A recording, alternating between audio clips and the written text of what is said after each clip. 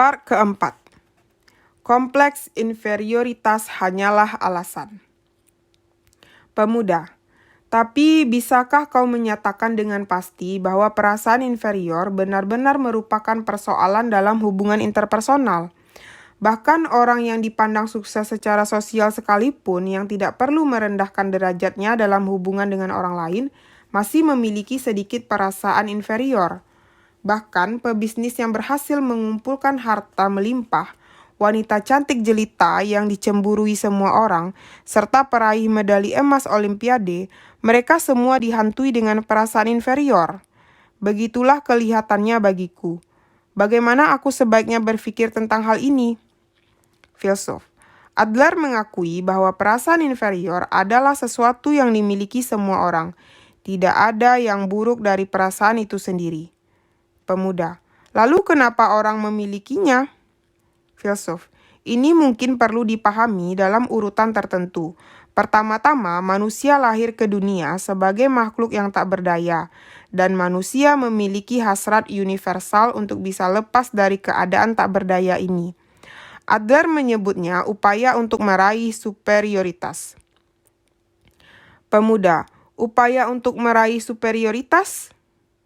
Filsuf, ini sesuatu yang bisa kau anggap saja sebagai harapan untuk meningkat atau memburu satu kondisi ideal. Misalnya, seorang anak balita belajar berdiri seimbang dengan kedua kaki.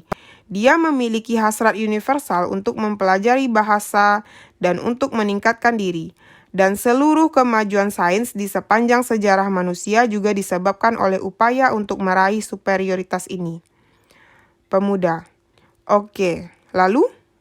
Filsuf, padanannya adalah perasaan inferior. Semua orang ada dalam kondisi ingin meningkatkan diri, yakni upaya untuk meraih superioritas. Kita memiliki aneka idealisme atau tujuan dan mengarah ke sana.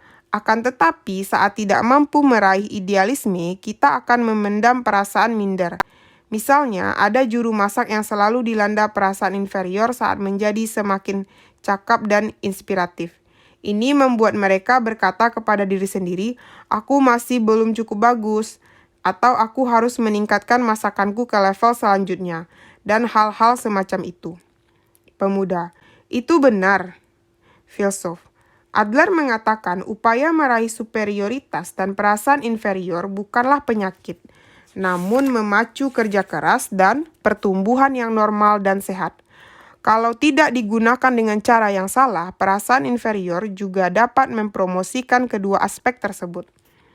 Pemuda, perasaan inferior ini semacam landasan pacu. Filsuf, itu benar.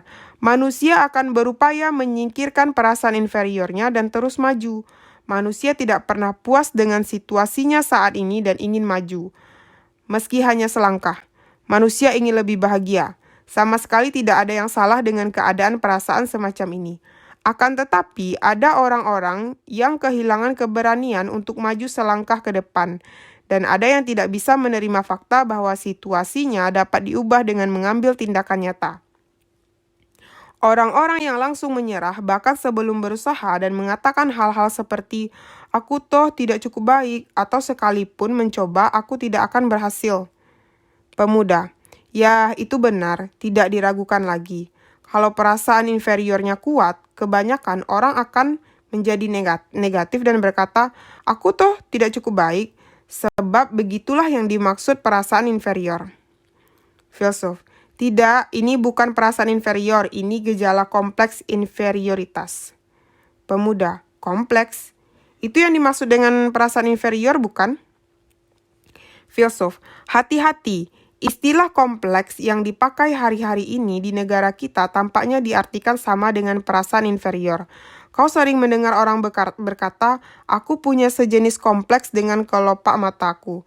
Atau dia punya sejenis kompleks dengan pendidikannya. Hal-hal semacam itu. Istilah ini benar-benar sudah disalahgunakan. Pada dasarnya, kompleks merujuk pada keadaan mental yang abnormal, yang tersusun oleh sekumpulan emosi dan pemikiran yang rumit, dan tidak ada sangkut pautnya dengan perasaan inferior. Misalnya, ada kompleks Oedipus dari Freud yang dipakai dalam konteks saat membahas ketertarikan abnormal seorang anak pada orang tua yang berlawanan jenis. Pemuda. Ya, nuansa abnormalitas ini kuat sekali ketika berkaitan dengan mother complex dan father complex. Filsuf. Jadi, untuk alasan serupa, penting untuk tidak mencampur adukan perasaan inferior dengan kompleks inferioritas dan memandang keduanya sebagai hal yang berbeda. Pemuda. Secara konkret, di mana perbedaannya? Filsuf. Tidak ada yang salah dari perasaan inferior itu sendiri. Kau sekarang memahami poin ini, bukan?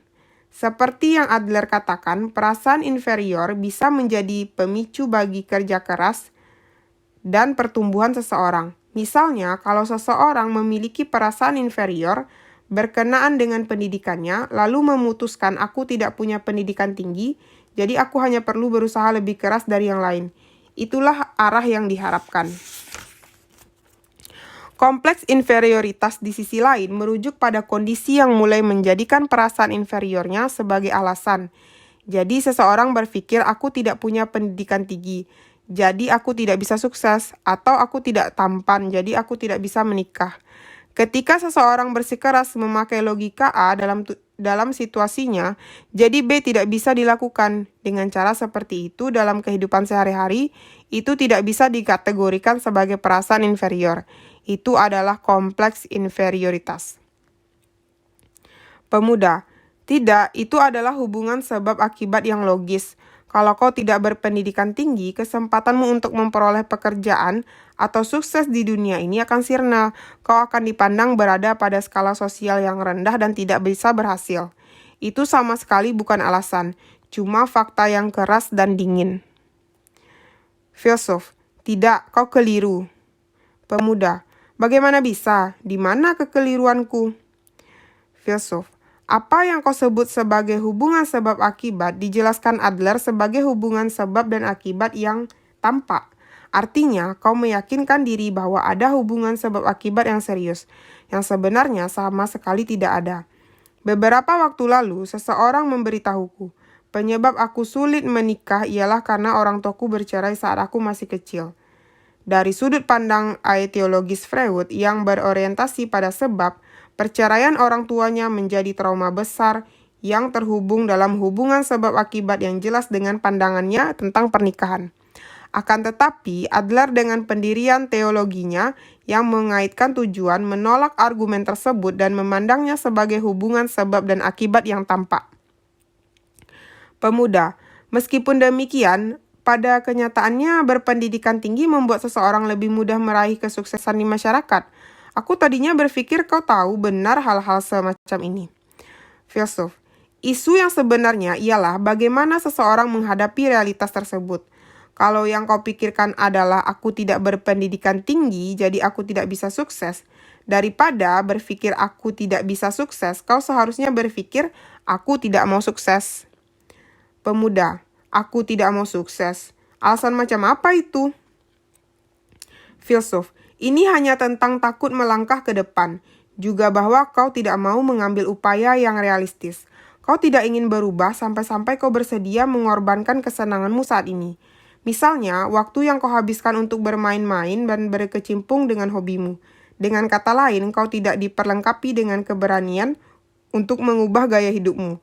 Akan tetapi, lebih mudah jika keadaan tetap seperti apa adanya sekarang, sekalipun kau mungkin punya sedikit keluhan atau keterbatasan.